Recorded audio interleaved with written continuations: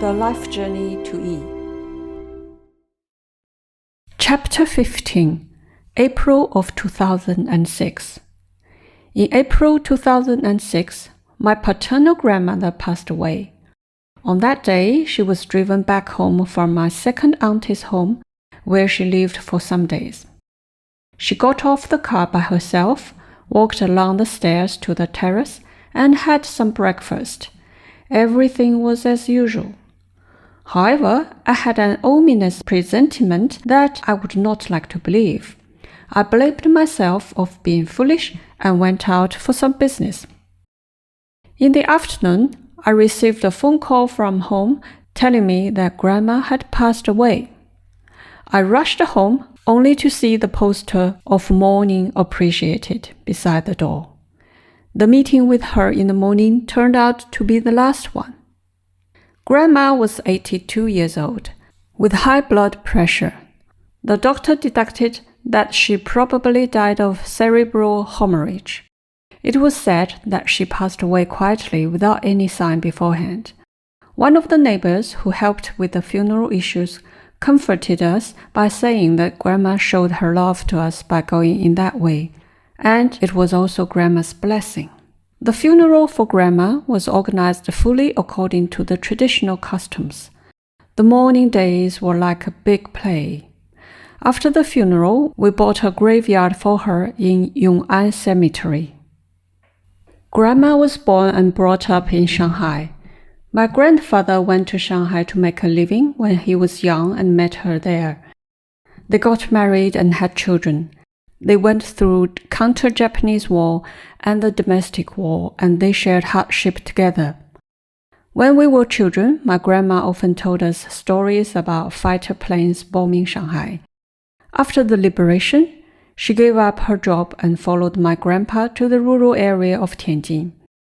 Talking about this choice, Grandma said that there was no love story and that she was young and made a hasty decision without thinking carefully. Would the little girl who was playing on the bank of the Huangpu River expect that the end of her life was at Yongan Cemetery? Fate leaves an interesting question to us all. How would we die and where would we be buried?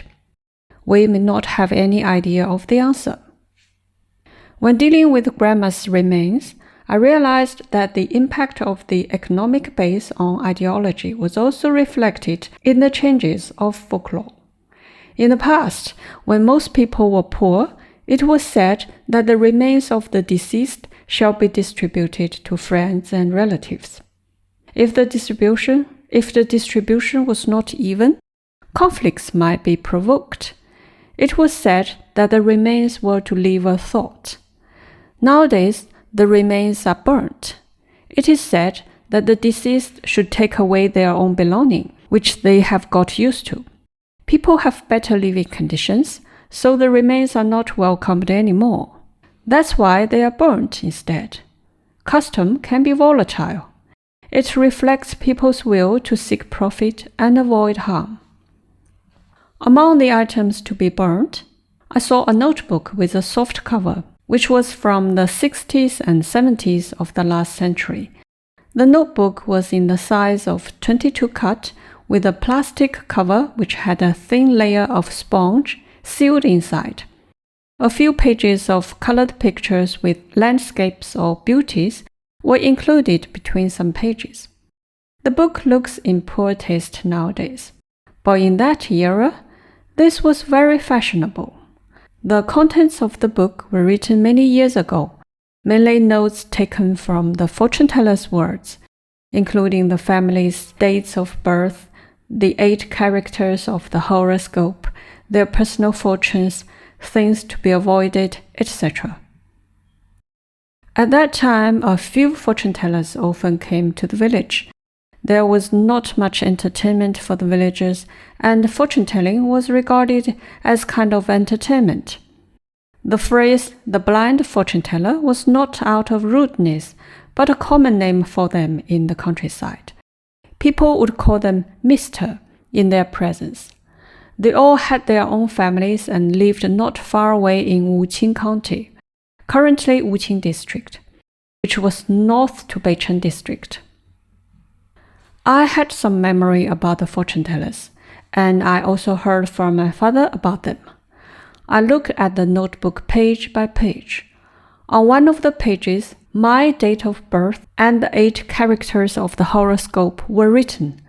My grandma had these records taken when the fortune teller told my fortune. Looking at the notes, some fragments of the memory during that time became suddenly clear. I thought of a person.